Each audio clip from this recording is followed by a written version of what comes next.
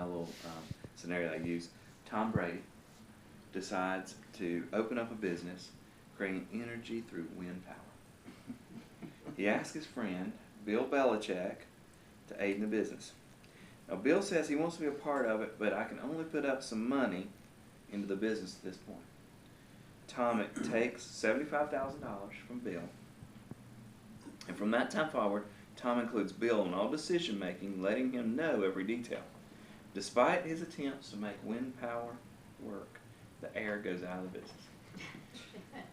Now, Tom has to call and tell Bill the plan didn't work and they went bankrupt.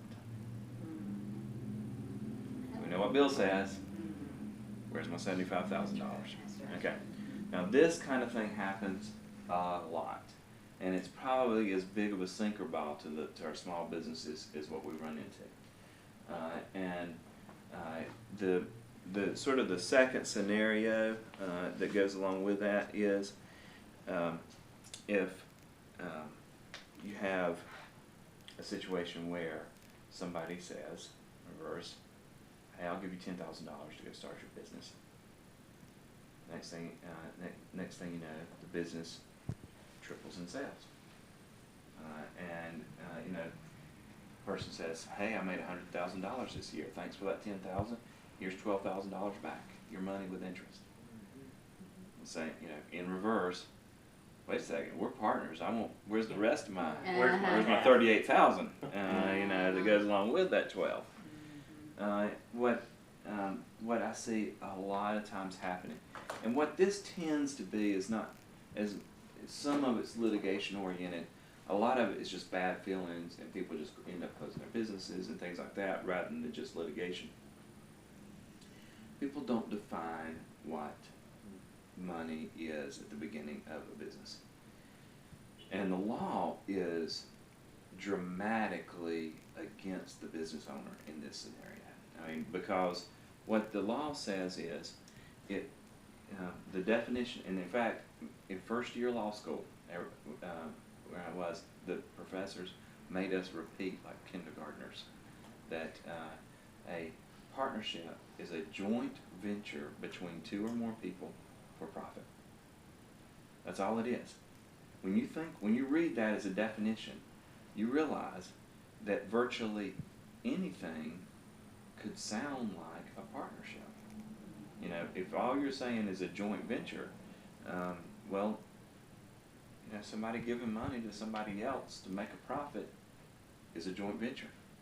And it is very easy to be a partner. Now, the ironic part of this is, when you're a business owner, the courts consider you to have reasoned business judgment. Well, what that means is, if it's between you and somebody else, you're going to lose. Because they're going to say, well, you're the business person here. It's your duty to protect yourself. You didn't get the paperwork. You didn't get, grandma to write you a note out. It's not grandma's fault. It's your fault. It's going to be interpreted against the business owner. Okay? Same thing with consumers to a large extent. That if a consumer has a misunderstanding and it's not in writing, generally speaking, the court's going to favor the person or who's not, basically who's in the best position to protect themselves. The courts are always going to say the business. A lot of times that doesn't really make sense, because sometimes uncle with the money was playing the game and knew exactly what was going on, or whatever, or relationships soured, and whatever it may be.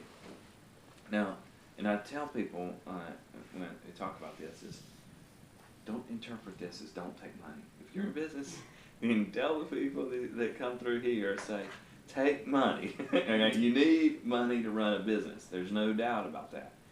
But even if it's as small as if Tom would have written back a letter saying, no, thank you for the $75,000.